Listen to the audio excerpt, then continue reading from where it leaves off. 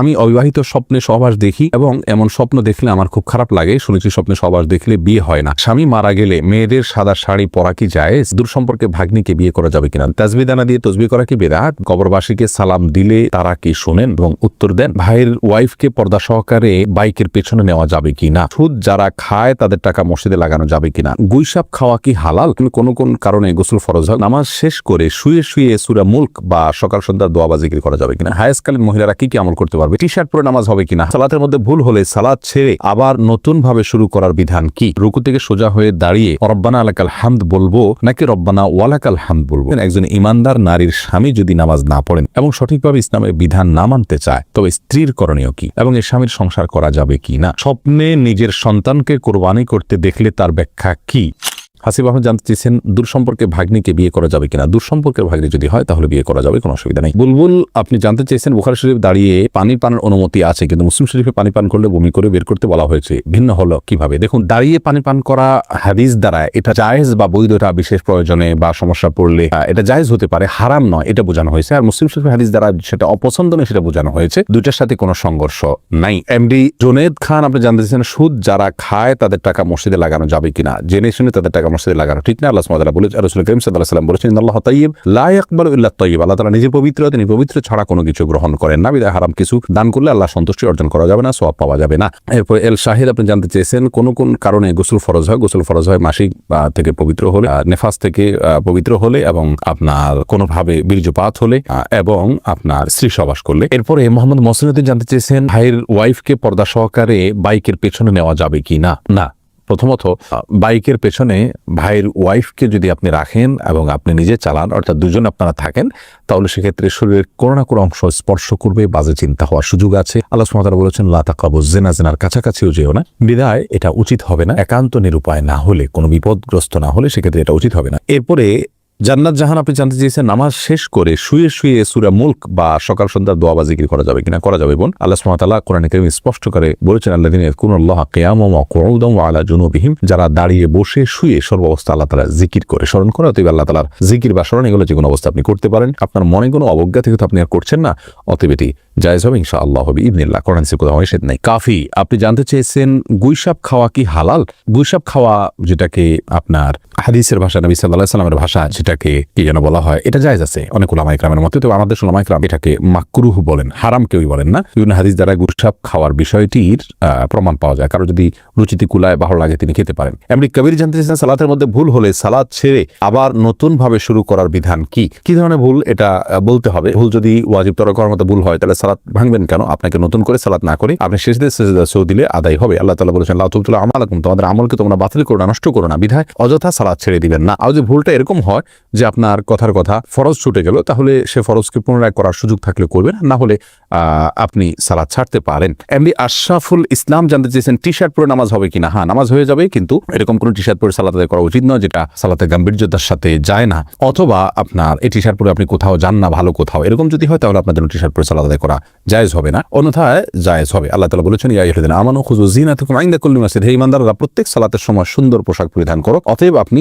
যে পোশাকটা আপনার কাছে সুন্দর, সম্ভ্রান্ত জায়গায় আপনি যান, সাধারণত সাধারণ পোশাক নয়, অপমানজনক পোশাক নয়, বা আপনার শোয়ার পোশাক নয়, বা এটা পরে আপনি কোথাও যেতে চান না, এরকম পোশাক যদি না হয় তাহলে সেক্ষেত্রে আপনার সালাত হয়ে যাবে, টি শার্টেও কোনো অসুবিধা নেই। মৃদুল জানতে চেয়েছেন হায়াসকালীন মহিলারা কি কি আমল করতে পারবে? মহিলারা সব আমল করতে পারবে, শুধুমাত্র বাইতুল্লাহর তওয়াফ করবে না, তারা সালাত আদায় করবে না, সিয়াম রাখবে না, স্বামী সহবাস করবে না, এর বাইরে সমস্ত আমল করতে পারবেন। কোরআন তেলাওয়াত করতে পারবেন কিনা এটা মতপার্থক্যপূর্ণ। জমহুর বা বেশিরভাগ উলামা ইকরাম বলেছেন করবেন না, তবে বিন বাজ, ইবনে উসমান রাহিমাহুল্লাহ সহ সৌদি আরবের সমসাময়িক যুগের অনেক বড় স্কলারদের বেশিরভাগই বলেছেন করতে পারবেন। বিষয়টা মতপার্থক্যপূর্ণ, সেজন্য যদি কোরআন তেলাওয়াত তারা শুনেন, রেকর্ডেড তেলাওয়াত, সেটা সবচেয়ে উত্তম, নিরাপদ। আর যদি হাফেজ কোনো মেয়ে হন বা হিফজ ভুলে যাওয়ার কোনো ভয় থাকে, তার জন্য জায়েজ হবে কোরআন তেলাওয়াত করা। তো শুনতে কোনো অসুবিধা নেই ইনশাআল্লাহ, বিইذনিল্লাহ।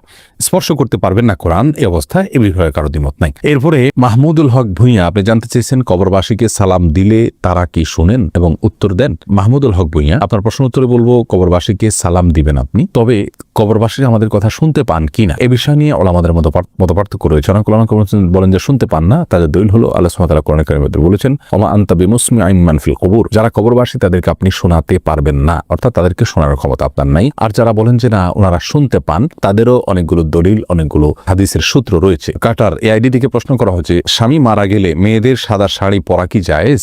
মেয়েদের মেয়েদের স্বামী মারা গেলে সাদা শাড়ি আর কালো শাড়ি এরকম কোনো কিছু পরার ক্ষেত্রে ইসলাম শরিয়াত কোনো নির্দেশনা দেয় না। ইসলাম শরিয়া বলে কোনো স্ত্রী লোক তার স্বামী যদি মারা যান তাহলে 4 মাস 10 দিন পর্যন্ত তিনি শোক পালন করবেন। আর শোক পালনের অংশ হিসাবে তিনি খুব বেশি সাজসজ্জা করবেন না, গহনাগাতি ইত্যাদি ব্যবহার করবেন না, স্বাভাবিকভাবে চলবেন, সাদাই পড়তে হবে এরকম কোনো কথা নেই। সচরাচর তিনি বেড়াতে গেলে বা কোনো অনুষ্ঠানে গেলে, কোনো মেহমান অতিথি আসলে তখন যে পোশাকগুলো পরেন এরকম কোনো পোশাক পরবেন না। বাস এটাই হলো সবচেয়ে গুরুত্বপূর্ণ বিষয়। কিন্তু এর বাইরে তাকে বিশেষ কোনো কালারের কাপড় পরতে হবে, সাদা পরতে হবে এমন কোনো বাধ্যবাধকতা ইসলামের শরীয়তে নাই। প্রশ্ন করেছেন মঞ্জুরা পারভিন, আপনি প্রশ্ন করেছেন রুকু থেকে সোজা হয়ে দাঁড়িয়ে রব্বানা আলাকাল হামদ বলবো নাকি রব্বানা ওয়ালাকাল হামদ বলবো। দুইটাই বিশুদ্ধ হাদিস দ্বারা প্রমাণিত, বরং কোনো কোনো বর্ণনায় আল্লাহুম্মা রব্বানা আলাকাল হামদ, আল্লাহুম্মা রব্বানা ওয়ালাকাল হামদ এরকমও আছে, যার কারণে আপনি যে কোনোটা পড়েন না সালাত আদায় হয়ে যাবে, সুন্নাহ আদায় হয়ে যাবে, যেহেতু সবগুলোই হাদিস দ্বারা প্রমাণিত। আর কাসরাতুল মাবানি তাদুল্লু আলা কাসরাতুল মাআনি, এই মূলনীতির আলোকে আপনি রব্বানা ওয়ালাকাল হামদ যদি পড়েন অথবা আল্লাহুম্মা রব্বানা ওয়ালাকাল হামদ যদি পড়েন তাহলে সেটা বেশি ভালো। এমপি জাফর ইকবাল আরিফ, আপনি জানতে চেয়েছেন স্বপ্নে নিজের সন্তানকে কোরবানি করতে দেখলে তার ব্যাখ্যা কি, জানালে উপকৃত হব। ভাই জাফর ইকবাল, নিজের সন্তানকে কোরবানি করতে দেখলে তার নির্দিষ্ট ব্যাখ্যা কি আমি বলতে পারবো না, কারণ আমি স্বপ্ন ব্যাখ্যা বিশেষজ্ঞ নই। স্বপ্নের ব্যাখ্যা বোঝেন এমন ওলামায়ে কেরামের সংখ্যা খুবই নগণ্য, হাতে গোনায়। আপনি এরকম কোনো আলেমের শরণাপন্ন হলে সবচেয়ে ভালো হবে। তবে কোরবানির স্বপ্ন ইব্রাহিম আলাইহিস সালাম দেখেছিলেন সন্তানকে, আল্লাহ সুবহানাহু ওয়া তাআলা এটা তার পরীক্ষা নিয়েছিলেন। নবীদের সে স্বপ্ন আর আমাদের স্বপ্ন কখনো এক নয়। এটাও হতে পারে যে আল্লাহ সুবহানাহু ওয়া তাআলা আপনাকে, আপনার সন্তানকে আল্লাহর রাহে দেওয়ার জন্য, আল্লাহর পথে তাকে পরিচালিত করবার জন্য আল্লাহ সুবহানাহু ওয়া তাআলা আপনাকে উদ্বুদ্ধ করছেন, নির্দেশনা দিচ্ছেন। আল্লাহু আ'লাম বিসওয়াব। আহমেদ ইকরাম, আপনি জানতে চেয়েছেন আমি অবিবাহিত স্বপ্নে সহবাস দেখি এবং এমন স্বপ্ন দেখলে আমার খুব খারাপ লাগে। শুনেছি স্বপ্নে সহবাস দেখলে বিয়ে হয় না। না, এরকম কোনো কথা না, এটা কুসংস্কার। আপনি এরকম যদি কোনো কিছু দেখেন এটা আপনার গুনাহ হবে না, কারণ এটা আপনার ইচ্ছায় হচ্ছে না। এমডি শফিক, আপনি জানতে চেয়েছেন তাসবিহ দানা দিয়ে তাসবিহ করা কি বিদআত? ভাই শফিক, এটাকে আমরা বিদআত বলি না। অনেক উলামায়ে কেরাম বিদআত বলেন। তারা বলে থাকেন যে বিভিন্ন হাদিসে আঙ্গুলের করে তাসবিহ গণার ফজিলত বা গুরুত্ব এর বর্ণনা বা বিবরণ পরোক্ষভাবে বোঝা যায়। বিশেষ করে কি আমাদের দিন এগুলো জলজল করে জ্বলতে থাকবে বা উজ্জ্বল আলো দিবে, এরকম বর্ণনা পাওয়া যায়। তাসবিহ দানা তো এই হাদিসকে অ্যাভয়েড করাই হয়, বিধায় এটাকে অনেকে বিদআত বলে থাকেন। আমরা এটাকে বিদআত এই জন্য বলি না যে তাসবিহ দানা ব্যবহার করাকে আলাদা সুন্নাহ, আলাদা মুস্তাহাব, আলাদা ফজিলতপূর্ণ, আলাদা আমল এরকমটি কেউ মনে করেন বলে আমাদের জানা নেই। যেহেতু এরকমটি কেউ মনে করেন না, তাহলে তাসবিহ দানা ব্যবহার করাকে আমরা বিদআত বলতে পারি না। বরং তাসবিহ দানা বিদআত ব্যবহার করা এটা ওই ব্যক্তির জন্য বিধেয় যে ব্যক্তি 100 বার বা বেশি সংখ্যক তাসবিহর যে সংখ্যাগুলো সেগুলো আঙ্গুলে করে গুনে তিনি মনে রাখতে পারেন না, এরকম যদি হয় তাহলে সেক্ষেত্রে তার জন্য এটা বিধেয়। তবে উত্তম হবে সর্বাবস্থায় আঙ্গুলে করে গণনা করা। তাছাড়া কোনো সালাফ থেকে বিভিন্ন বিচি ইত্যাদিকে তাসবিহর গণনার ক্ষেত্রে ব্যবহার করার কথা বর্ণনা পাওয়া যায়, কিন্তু আঙ্গুলের কর এটার বর্ণনা, এটার তাসবিহ গণনা করার কথা যেহেতু হাদিস থেকে পাওয়া যায় সরাসরি, সেজন্য আমরা সেটাকে অগ্রাধিকার দেওয়াটাই উত্তম হবে, কিন্তু আমরা ওইটাকে বিদআত বলবো না। তবে হ্যাঁ, তাসবিহ ব্যবহারকে আলাদা একটা ইবাদত বা সওয়াব বা ওইটাতে গণলে সওয়াব হবে বা ওইটাতে গণা উত্তম বা ওইটাতে গণনা করা নিয়ম, এরকম যদি কেউ মনে করে তাহলে সেটি বিদআত হতে পারে।